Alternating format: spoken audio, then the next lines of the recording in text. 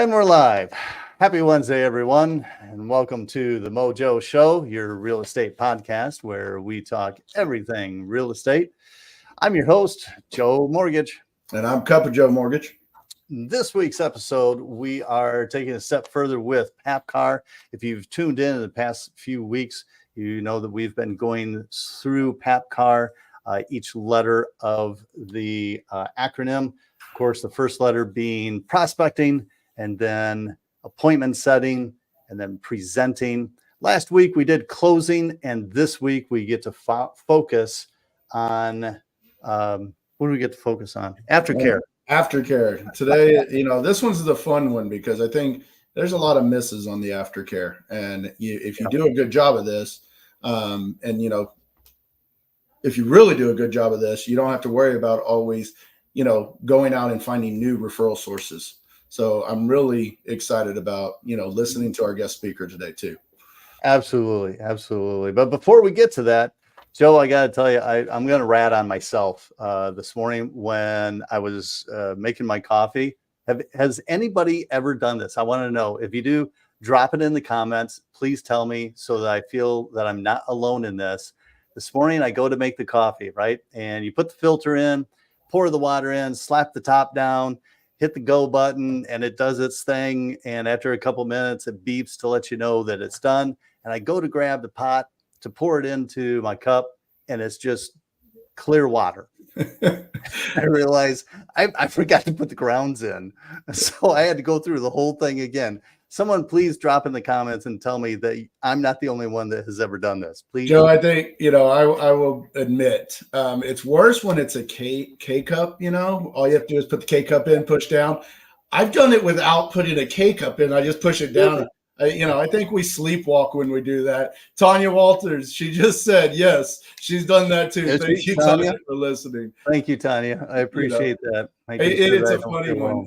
I told, we've talked before, and my brother did it over Christmas where he's making a pot of coffee for everybody. Well, instead of, he put the coffee grounds in, but he forgot to put that little cup thing in that stops the coffee from going when you pull the pot out. Yeah. So coffee was just going everywhere at my parents' house, and we made fun of him for days. So it was good time, but that's a good reminder for everybody listening. Tuning in. Please drop comments. Please drop questions in the in there for us, especially with our guest speaker today.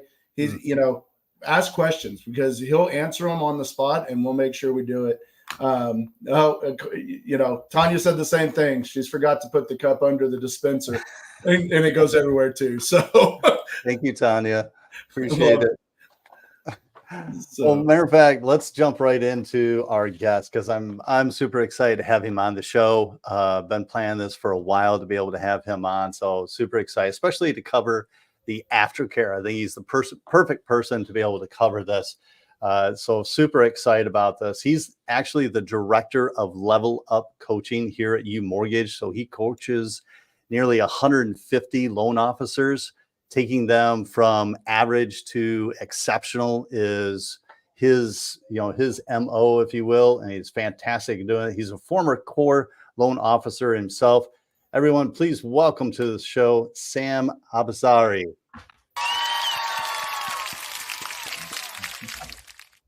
Oh, we got to add him too. Do we need him? Is he there? There he is. Wait a minute. Come on. There he is. You guys don't even need me anymore. We got the whole introduction and we don't have him in the studio. It's terrible. Well, we need to fire the engineer, Joe.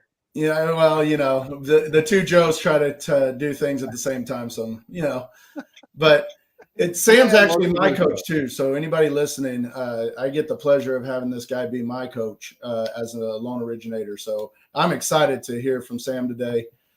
Sam, tell us a little bit about yourself first. I know Joe gave you a great introduction, but tell us a little bit about yourself. Absolutely. So I'm very excited to be here. I'm honored that you guys even invited me. You guys are two of the greatest people I know. So thank you so much. And it's a good day when you forget to put the cup under your coffee machine and then you forget to add the guest into the show as well. It's a win after win. That happens more times than you know. That's yes. good.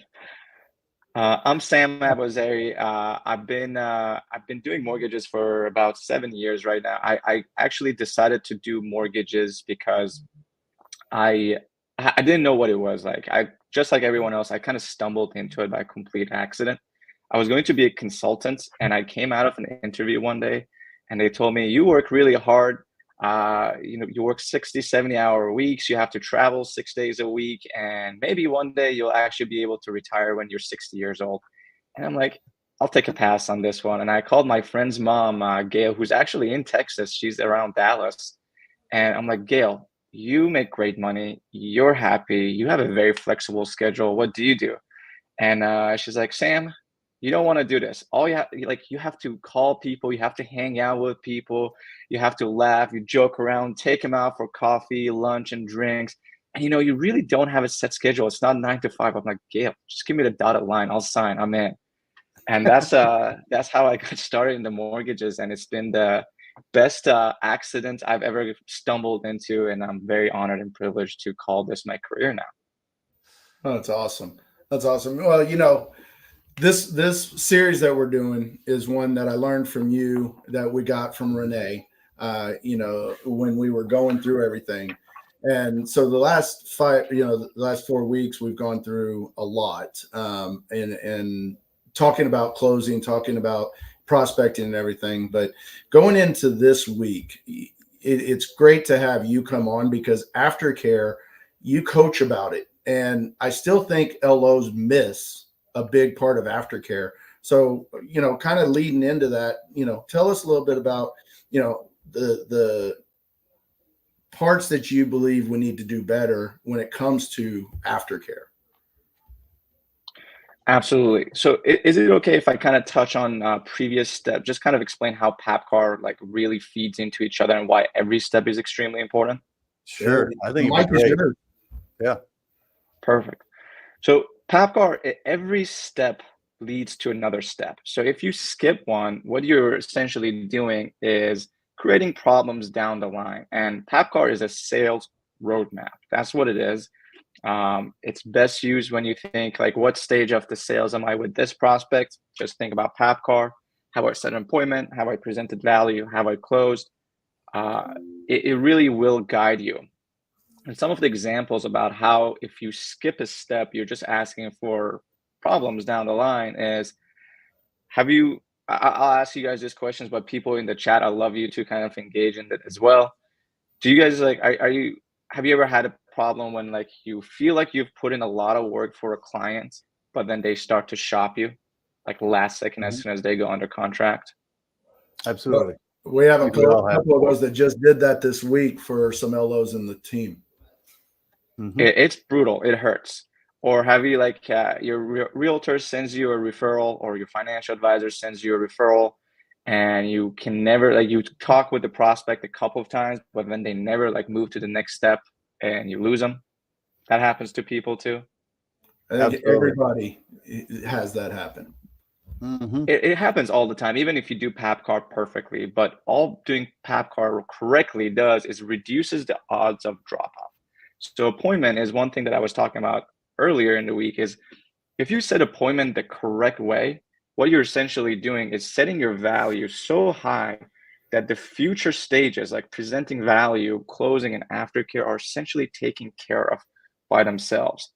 So how does PAPCAR all roll into each other is like, well, you want to front end the entire PAPCAR, like prospecting, setting appointments with so much value that when it comes to that meeting, to closing, the client is waiting for you to ask the question so they can say yes. They can't wait to get into that aftercare stage. And the topic of today is aftercare. But aftercare, essentially, the client's already said yes. They're excited to work with you. Now it's time to take care of them. So it's a small name, aftercare, but encompasses a lot. So how do you guys want me to do this? Just talk about aftercare in general? Well, you want to ask explain what aftercare. I think people don't understand truly what aftercare is. Some people think it's after we close a loan. Some people think it's after they get a referral from a realtor. But I think it's bigger than that. And I would love you to explain what aftercare is, in your opinion, that encompasses everything. And some examples of it, right? Absolutely. So aftercare, again, is about providing the service that you had promised. And the point of aftercare is to provide such an exceptional experience to the clients, and we will have multiple clients in any transaction, that client goes, wow. Now, in order for anyone to say wow, you need to have two emotions. So think of aftercare, any process that you have in place, it needs to create an emotion in your client. Those two emotions are, I wanna ask you guys, I'll put you on the spot here. I didn't want it to be a coaching session, but I'm gonna put you on the spot. The first emotion is excitement. What do you guys think is the second emotion that the client needs to have?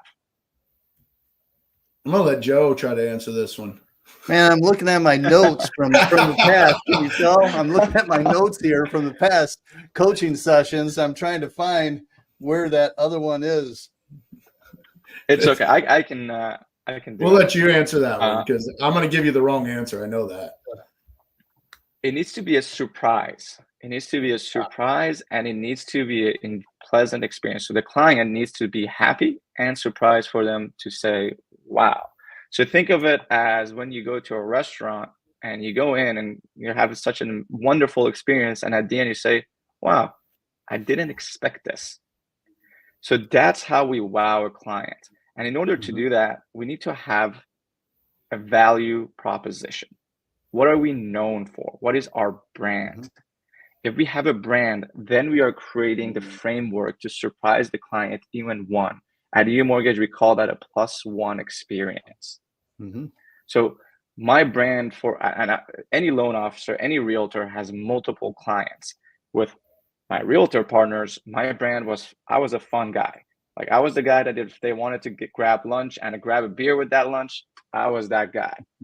With my clients, I was the person that really took care of their net worth. I made homeownership about net worth, not just monthly payments, not interest rate. God knows I didn't talk about interest rates. I had the worst rates back in the day. So that was my brand. And then I took that and I +1 that. So I'll give you an example of me with a borrower. I would have a home buyer consultation with every client. In that home buyer consultation, I talked about, how do you pay off the mortgage? How do you retire as a millionaire? How do we get your monthly payments down? How do you have a CPA? Do you have the financial team to help you out? I covered all of those things. And then afterwards, they would get cookies mailed to their home, or they would get something mailed to me at their home. Sometimes it was a lottery ticket if times were lean. It was cookies when times were good. And if times were really bad, it was just a handwritten note thanking them, like a personalized message for their time. And again, something very personal. That was that pleasant surprise. Like, Sam is kind of rigid, but he thanked me here in this way. So they had a brand association with me, but then I provided a +1 experience that created a wow experience. And that has to continue from the moment you get a referral to the moment they close, and so on when they're your past clients and you want to follow up. I can go in as many examples as you want. No, and you brought this up last year, and the nice thing is we've got a program to where every time I get a new pre-approval, we do the same thing, and that does take it to the next level. And I was actually talking with one of my clients. One of my +1s is every conversation I have when I go over a pre-approval, or even if I'm going over a credit plan, right, to build out with the client, it's video. I do it on a Zoom, or I do it over Teams. And the reason I started doing that is so that way they got to see who I was, because we don't get to meet in person a lot. People work, people do this, but now with the video, it's made it a big difference. If I had this back in 2004, man, you imagine where we would be. I've been in this for a while. But the thing that I like about it is I follow that up with a thank you card. And right now I am doing dollar scratch offs. The client's like, well, what happens if I win and I buy the house in cash? I was like, then send me 3 customers, because I just lost yours and I gave you the money to do that. Right. And just by a joke, right? but it does make a huge difference. And now that customer is not always looking for the better deal or the next person. So that, that was from your coaching that I took that from, and we started doing that, and it's really helped on people, and people just enjoy and they're surprised by it. So, those two things that you said, happy and surprised, those two really work with that program. Two things here I want to point out. One, if anybody has their own, plus one, put it in the comments. We'd love to hear what your plus one is. Really would. Secondly, Sam, if I remember correct, didn't you send like a realtor or somebody a pair of socks because you were going to blow their socks off or something? Was that it? Yeah, that was me. So as soon as I went under contract, I would send the listing agents a pair of socks saying, I can't wait to knock your socks off. Yeah. And then when we close, I would send them a shot glass saying, thanks for giving us a shot. Let's do another, next one on you. So I would always send these little cheesy gifts. That's awesome. And some people love it, and some people are like, dude, come on. What are you doing? But the people that love it, they really love it, and they started working with me. Well, I would imagine if whoever you sent those to, the shot glasses, pair of socks, and that, they're not going to forget you. And that's a big key to it, right? They're not going to forget you. Well, Joe, you and I, we talked, exactly. And Sam, this book, Raving Fans. Yep. Joe and I, we talked about that before on how to create raving fans. And this topic right here is how you establish they're now a raving fan. And, the things that you do, those little gifts, it's the same as when, my value statement, it might not be a value to everybody, but it is a value to people that want to work with me. And, I answer that phone call. It doesn't matter. I take that from Todd Bitter's book, right? I answer that phone call. But that's a value that I like. And some realtors love it, some don't. And, the ones that love it want to work with me more. And the ones that don't, they appreciate it, but they might not send me as much business because maybe our personalities didn't match up. And so these little things here really help with gaining more raving fans, in my opinion. Absolutely. And if I may, I think it's important to point out that aftercare, because it's such a big stage, simple is always better. Like starting out very simple, where it attracts the clients that are interested in that value proposition. And by the way, we all have multiple clients. So if you're a loan officer, your client is the borrower, your client is the realtor, your client is the processor, your client is the branch manager. So you can see how this can get really complex really quickly. So just as you said, Joe, like in the book Raving Fans, like start out with the most basic, simple process that provides the value that you want, and then provide plus one experiences that are in that. Because again, it's expectation, surprise is what creates that wow, happiness and surprise. You can only provide a surprise, or you can surprise someone when you surpass the expectation. So you can actually, this is a little cheat code. You can set the bar low. You can just say, I'm someone who's just going to give a good pre-approval, or I can be someone who or for me, I'll just have a beer with you at lunch. The bar was pretty low. No one expected me to give the best deal to everybody. They did think I was going to do the home buyer consultation with everyone, and that was valuable, but that was easy for me to provide. It didn't take so much resource and energy. But then I would send cookies or thank you cards or little socks, and that was above the expectation. So start out with the most basic, simple process that you can do consistently. Yeah. Joe, is there something that you utilize out there that helps you with, keeping in front of clients or realtors and referral partners that you do different that we haven't talked about today? Uh-oh. I think we lost Joe. Oh. All right. Well, yeah, I think he froze up because he's not moving anymore. So, yeah, he'll be back on in a second. So it's just us, Sam. So, welcome to the Mojo Real Estate Show podcast. The great thing, that I'm trying to implement, and, I don't really want to give you this information because you're going to use this and you're going to hold me more accountable. But what I want to do is on those listing appointments for my agents, I'm trying to provide something to where, they can take it. So I signed up for list reports. I'm doing things like that, it's just general information. But I'm trying to come up with one more thing that they can take to their client to create that wow or that surprise. So any feedback that you have on what people can utilize when it's helping their late agents go to a listing appointment? Yeah, that's a really good question because realtors want listings at the end of the day. Almost any realtor wants listings. By the way, if there's any realtors in today, just put a comment in the chat so we can cover some realtor specific stuff as well. I can give more examples about realtors.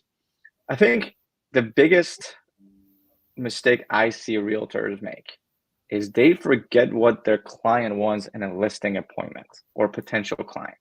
So Joe, if I were to ask you, if what does the listing agent want the most, what would be your answer? What does the listing agent want the most? I'm sorry, what the sellers want the most, what would your answer be? Well, that's kind of a loaded question, but I would say, well, we actually have somebody in there. Jennifer's a realtor. So thank you, Jennifer, for tuning in. Jennifer, But you put in the chat, what do you think the sellers want the most? I'm curious because I also coach about 200 realtors, and I asked this question, and I have gotten the right answer one time. So, and the question I ask is, like, what's your value to the sellers? And I'll wait for someone to put it in the chat. Or Joe, what do you think? What's the value the realtor should provide to the sellers? So, I mean, I think from a sales point, I'm going to go with how can I get you the most money for your house? And I know that's not the right answer. Oh, it is. Okay. That is the right answer. That's what the seller wants. Hey, I want the most money in the most convenient time frame for me. Ultimately, that's what the sellers want, like nothing else. And I don't know why realtors get confused a little about that. And so when they create their value proposition, they start to just talk about things that are adjacent to the value that the seller wants and never touches on it. So they'll talk about their experience, they talk about all their marketing tools, they talk about everything except for how they're going to get the most money. So as far as the value that a loan officer can provide to the realtor is, hey, what do you need to show your expertise without saying their expertise? So the client, the prospect, the seller understands that you're going to get them the most money. That's all they want. Most money in the most convenient time frame. So whatever that is, if it's making pretty books and slides, that can be it. If it can be sales tactics, that was extremely valuable. But whatever gets directly to the point of how can you get the most money for your sellers, that's extreme value to your realtors. And that kind of went. Jennifer did comment. She said your time and expertise. And that kind of goes along with how getting them the most money for their house. It does take a realtor that has the time to put in their expertise on what they've done. And, I love that. And thank you, Jennifer, for tuning in. And then Chris Baker, she's one of our loan originators. You coach her too. She's actually selling her house right now in Harvest, and she put on there getting the most money out of the house, and I think, but that's a fine line too. And I think this is a good point is there's putting it on for too much. That's over the market value that you don't get the looks. And then there's the time that you put it on for a value that's maybe at the top, but it creates that buzz. So I think the expertise of your realtors, and you coach 200 of them, that expertise is what makes that fine line be, not over it and not, below it, but right on it with really good realtors. So. Absolutely. You need an expert. Like real estate is not an easy business. You need an expert to do it. It's just you have to make it clear that the expertise and the time is the how of the value, like the value. But the value is, again, most money possible. If I own a condo here in Chicago and I've thought about selling it for a long time, And not one realtor has told me, Sam, I'm just going to get you the most money. Here's the range. I want to get you at this stage. If I don't, I'll like reduce my comp. If they just told me that, I'd be like, this listing is yours. Here you go. It's like, that is what I want. I just want the most money. I don't have to sell. I would like to sell. It's kind of a pain in my sometimes. Right. But so for you to answer your original question, Joe, like how can a loan officer help a realtor provide value is how can you help them get the most money for listings? That's ultimately it. Okay. Yeah. The one thing that I've started doing too is the different types of products. And people don't always think about that. When you get into that higher price point, you gotta think who is buying those. And a lot of them are self-employed, clients, and they don't know all of their options. And so what I've done is I've done different just mock-ups of quotes for somebody that's self-employed on a bank statement deal and put some information in there so that way they could show it or put it what they would put out at the house during open houses and things like that. I've gotten some good feedback on it, but I need to come up with one more, that plus one that really will drive more of an experience for their listing appointments. So I'm going to be working on that over the next couple of days, trying to come up with one more thing that would just add to my realtors. And I think any loan originator needs to think, how can I help them get that listing? And, coming up with, we got great tools, right? We can put in automated valuation to get more about what's going on in that market that we can provide. And that's the nice thing about U Mortgage and what we provide is we've got these investors that give us this information and we don't utilize it enough to help our realtors. Yeah, absolutely. I think again, like going back, like what's the easiest thing I can do that adds the most value to my clients? So again, as loan officers, realtors are probably our biggest clients, more than the borrowers even, because the borrowers come from the realtors. They're the realtors' clients. We're just an extension of that realtors team. Right. And some of the easiest values, and Jennifer, thank you for being active on this. I got a little distracted when you said I'm calling my Chicago referral partners, and I missed a little bit of what Joe said. So I want you to just like jump in here and say if you agree with this or not. One of the biggest values that a loan officer can provide a realtor that's easy is just track and convert their leads at an extremely high level. Because they're on the road, they're on the move. Realtors are out and about getting leads. Us loan officers tend to be in the office. We're not as mobile, so we can track leads very quickly. We can follow up with leads. We have the opportunity to be more organized. And if that's the foundation of your business, and that's the expectation, that you, Joe, the loan officer, will track leads and convert leads for your realtor, that's a massive value add. And then if you go plus one at some point on it, that creates the wow experience for your realtor. But it has to start with something sustainable that you can always do. And Jennifer, let me know if that's actually valuable to you, because I coach this so much. It's always good for me to get realtor confirmation that this is extremely valuable. Well, I get to jump in because the funny thing is Jennifer and I were talking on the drive into the office today. We have a client we're putting an offer in on a house today already. So I'm doing the pre-approval letter, sending it over to her. But, she is one that we were talking about. She actually says that's exactly what Joe and I were talking about this morning. So I don't know if we were thinking the same thing here today, Sam, but it's awesome to be able to provide them that information. And the one thing that you harp us on is how are we tracking our leads? How are we staying on top of our leads? What are we giving that feedback to our realtors about those leads? And that's a big part in the aftercare on keeping your relationships right with your realtors, in my opinion, because you've got to be able to give that update. And so, I try to send weekly emails on the pipeline on pre-approvals, and then on there, it's their leads are with it too, like if they haven't applied yet. So that's the bare minimum, is a weekly email to get that out. Now, I will apologize, Jennifer, because I haven't been consistent on that, and we did talk about it, but that is my commitment, and it's on this podcast now to make sure, and I'm telling my coach the same thing, Jennifer, that I will be more consistent on having those weekly emails go out. We're coming up to the end, Sam. any last bit of information that you want to share, about anything to loan officers, realtors, anybody in real estate or in sales in general?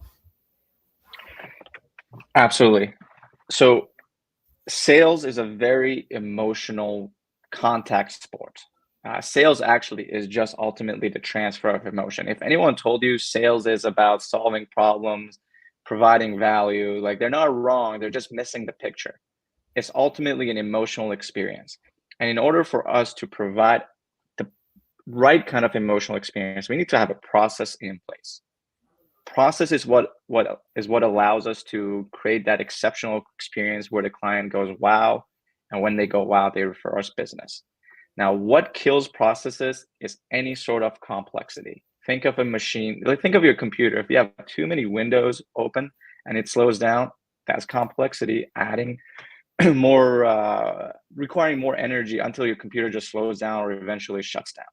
So you think of your business as a computer as well. What's the easiest process that you can be so consistent with? Super consistent, like you can do it every time. You'll know you've hit it when your business becomes boring, like really, really boring.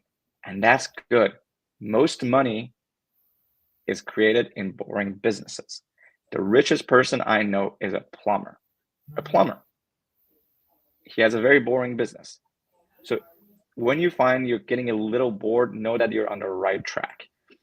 Create exceptional experience that is always consistent and provide that +1 when the opportunity comes. And that can mean anything. And you don't have to copy someone else's process. Just use one that you like and is true to your value. I hope that helps. Sorry I took us over time. No, that's okay. And now that Joe's not here, I'm going to, thank everybody for tuning in. Sam, thank you so much for coming on today and supporting us in all different ways that you do. Guys, please get out there, like, subscribe. If you have any questions, I put out here the Mojo Show podcast at gmail.com. Send us any questions that you might have or any topics you want us to talk about. I'm Cup of Joe Mortgage, and my great partner that is not on here anymore is Joe Mortgage. We really appreciate everybody, and I'm not going to do the fade out music because I don't know how to do that today. So I'm going to go ahead and just end this. Thank you, everyone, for tuning in. Bye, everybody.